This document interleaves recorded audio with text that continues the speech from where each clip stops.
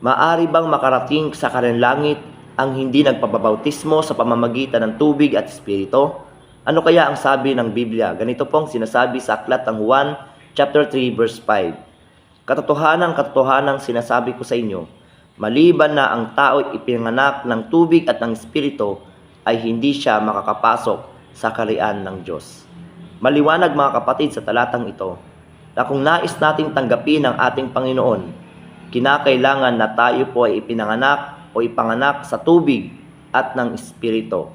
Ito po ay simbolo na ating pong ipinahayag na tayo ay makasalanan. Ito po ay simbolo na ating pong iniiwan ang lahat ng ating pong mga maling gawain. At ngayon ay lalakad tayo sa panibagong buhay kasama ang ating Panginoong Hesukristo.